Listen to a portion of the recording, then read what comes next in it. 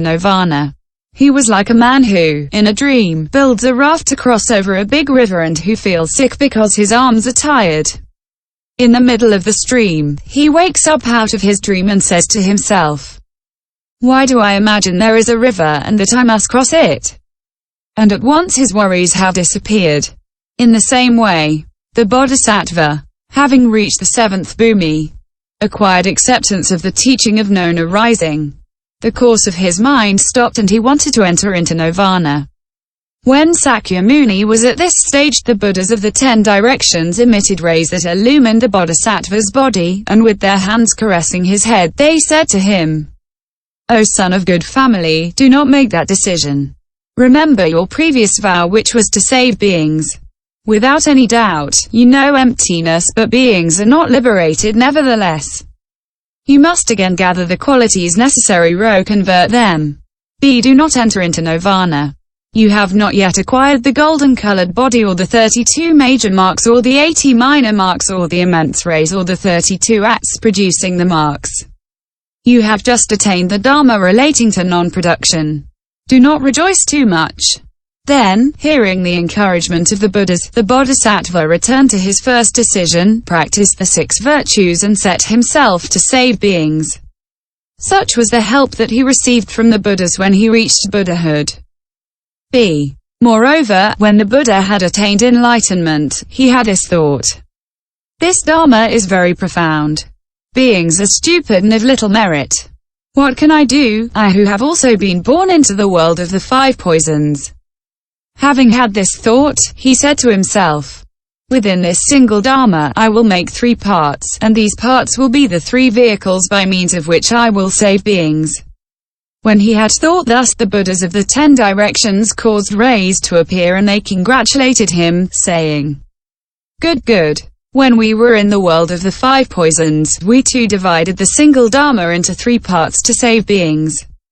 Then, hearing the voices of the Buddhas of the 10 directions, the Buddha felt great joy and cried, "Homage to the Buddhas." This is how the Buddhas of the 10 directions rendered him great services by encouraging him and helping him several times. And now, out of gratitude for all these benefits, Sakyamuni offers flowers to the Buddhas of the 10 directions. The highest Buddha qualities do not exceed those of these lotuses. Why? Because these precious lotus bouquets are the result of the same Buddha qualities. These are not ordinary lotuses born on the water. Samantarasmi, a Dharmakaya bodhisattva dwelling on the 10th bhumi, had brought these lotuses and scattered them on the Buddha Sakyamuni. The latter, knowing that the Buddhas of the 10 directions are a supreme field of merit, in turn offers these same lotuses whose value is thus doubled. Why? Because it is a Buddha who is offering them to the Buddhas. Actually, in the Buddha Dharma, there are 4 types of gifts. 1. The donor is pure and the recipient impure. 2. The donor is impure and the recipient is pure. 3. Both the donor and the recipient are pure. 4. Both the donor and the recipient are impure. Here the gift is made to the Buddhas of the East. It is doubly pure, both in its donor and its recipient.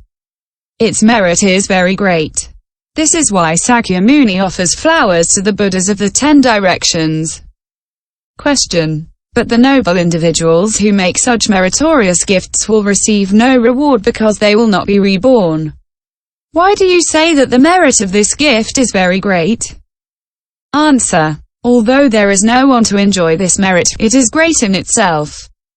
If anyone enjoyed it, the reward would be infinite. But the noble individuals who renounce entering into nirvana because they know that conditioned dharmas are transitory and empty, also renounce this merit. It is like a glowing bubble of molten gold, the beauty of which the eye perceives but which cannot be touched because it would burn the hand. Those who have an ulcer need an unguent. Those who do not have an ulcer do not need a remedy. Similarly, corporeal beings, ever tormented like an ulcer by hunger, thirst, cold and heat, use clothing, coverlets, food and see a temperate climate, which are like the unguent spread on an ulcer. If out of love for the remedy, they do not use it to get rid of their ulcer, they would be stupid, for when one does not have an ulcer, the remedy is useless. The Buddhas think of the body as an ulcer, and because they have rejected this body else, they do not rejoice over the reward for their merits. This is why, although they have great merits, they do not receive the reward. Sutra. These lotuses thrown by Sakya Muni filled the Buddha universes of the East as numerous as the sands of the Ganges. Sastra. Question. How can these few lotuses fill so many universes? Answer. -1. This is due to the Buddha's abhijnas. By virtue of the first 8, he can transform the dharmas at will. Make small that which is big. Make big that which is small. Make heavy that which is light. Make light that which is heavy. Freely move at will without hindrance. Shake the great earth. Realize wishes. The great arhats possess all these 8 masteries. This is why the Buddha is able to fill the universes of the East that are as numerous as the sands of the Ganges with just a few flowers. 2. Moreover, he wants to show beings that the future reward of their merits is comparable to these few lotuses that succeed in filling the universes of the East. 3. Finally, he encourages the Bodhisattvas of the East by saying to them, plant your merits in the Buddha field and the reward you will receive will be like these lotuses that fill innumerable lands. Although you come from afar, you will have joy. The reward for encountering this great field of merit is immense. Sutra. On each of these lotuses there were bodhisattvas sitting cross-legged preaching the 6 virtues. Those who heard them were settled in supreme perfect enlightenment. Sastra. Question. The Buddha had previously created 1,000-petaled lotuses of precious stones by the rays of his tongue. On each of them there was a seated Buddha. Why are there bodhisattvas now seated on each lotus? Answer. Previously, it was a question of lotuses created by the Buddha. This is why there were Buddhas seated on them. Here it is a matter of lotuses offered by the bodhisattva Samantarasmi. This is why there are bodhisattvas seated on them. Previously, beings had to see the seated Buddhas in order to be saved. Here they must see bodhisattvas in order to be saved. These bodhisattvas, seated cross-legged, are preaching the 6 virtues, and those who hear them are settled in supreme perfect enlightenment.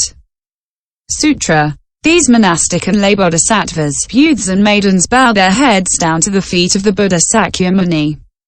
Each of them express their worship, obedience, veneration and respect.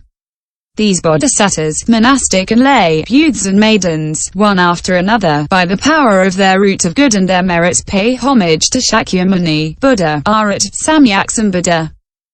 Sastra. Here are the stanzas which they spoke. The path which the arhats have traveled, the Buddha has followed in the same way. True nature and point of arrival are the same for the Buddha and not otherwise.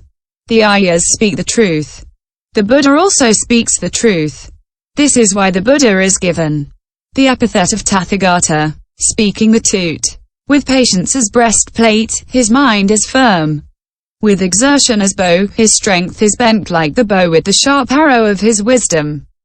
He slays his enemies' pride, etc. He has the right to the complete worship of gods and men. This is why we give to the Buddha the epithet of Arhat, having the right. He knows full well the true nature of suffering. He also knows the origin of suffering.